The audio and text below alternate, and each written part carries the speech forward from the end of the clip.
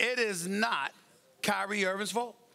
Not at all. I'm not looking at Kyrie Irving. Let me tell y'all something right now. Y'all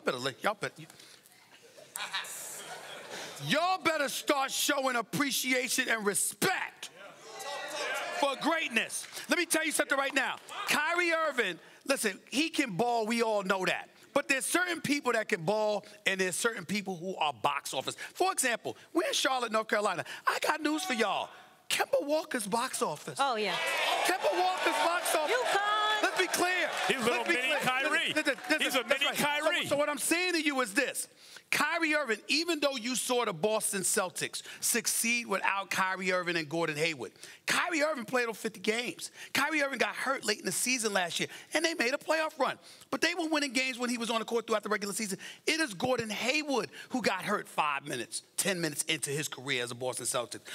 Excuse me, game 1 against the Cleveland Cavaliers in Cleveland. I was at there. It was one of the nastiest injuries that I've seen. So nasty, I thought he was brought back too early. But he was brought back too early. And what happens?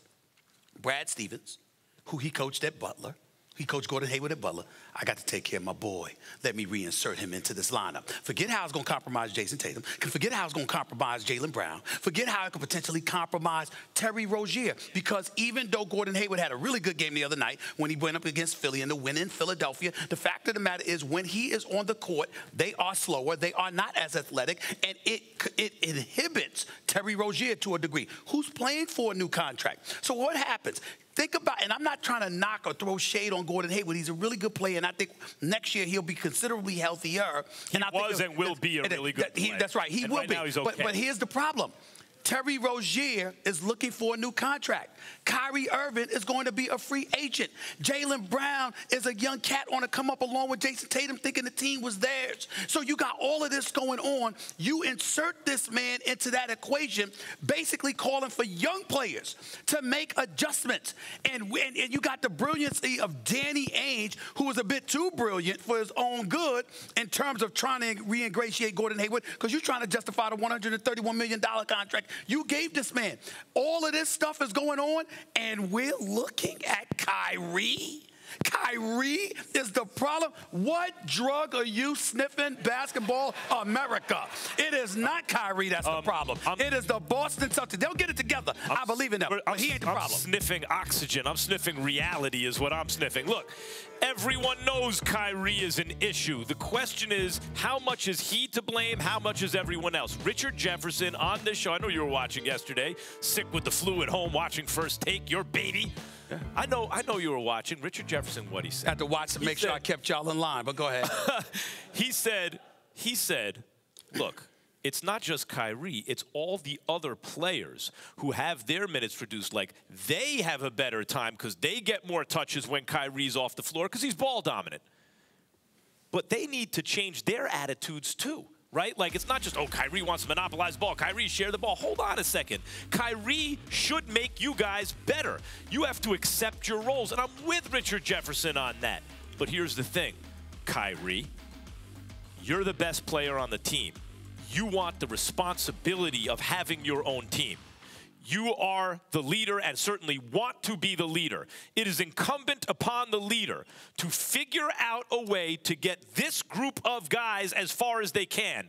And in that, as I keep saying, the Michelangelo quote, in every slab of clay, there's like a great sculpture, right? That's not true for every NBA team, but in that Celtics team somewhere, you're like, that's the team that could challenge the Warriors if they just figure that out. That is on the coach, that's on Brad Stevens, and that is on the leader on the floor. That is Kyrie Irving. What a leader cannot do is throw up their hands and go, you know what, these young cats don't want to listen. Even if it looks like Kyrie's the problem, but really underneath it, Kyrie recognizes, no, and he's right about the fact it's the young guys that need to understand how to do this thing. It's still on him to get it done. That is the responsibility of leadership. That's what he's got to do. I am so glad you brought that up. Because here's the deal, Max. If Kyrie Irving said, it's y'all ain't nothing. I'm perfect. We got a problem. If Kyrie is sitting there saying, look, this is what it takes to win. Get your head in the game. Get your act together. There's nothing wrong with that. Let me tell you something right now. Years ago, Michael Jordan was playing for the Chicago Bulls. You're Michael Jordan. He was playing for the Chicago Bulls. Michael Jordan, I hope he don't get mad at me for telling the story. He didn't tell me. He don't know I know the story. So he's in an elevator. He's in an elevator with some of these players. A lot of Jordan elevator stories, by the way. They're all over the place. Right. Jordan's in an elevator. And he's there with Scottie Pippen. Who'll be here later. He's here with Scottie Pippen. This is what I was told. And Scottie Pippen clapping. Come on, guys, let's go. Let's go, y'all. Let's do it. Bring your game. Bring your A game. Let's go. Jordan's like, A game? How about y'all bring A game? How about that? Bring A game. You understand what I'm saying? Now, some would say, oh, especially in today's generation, oh, why would he talk to them like that? What is he thinking about? But you know something? They went out there and they balled. And they handled their business. I love that story. But see, they're winning without Kyrie. They just won the last week. They went to the Eastern Conference Finals without Kyrie. But again, the question was about whatever issues, because Boston hasn't lived up to expectations as of yet. Nobody expected them to lose, but you expected them to win more than they're winning. You didn't expect just the tumult that exists. At the end of the day, I'm not absolving Kyrie. I'm simply saying more of the culpability is on the organization and the coach. I'm going right to what you just used.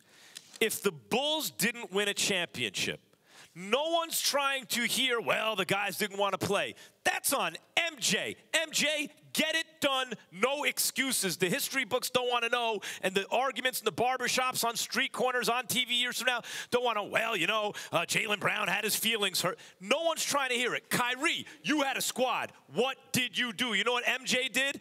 You're just talking about the technique, the way he got there. Maybe it was tough love. MJ went 6-4-6, period.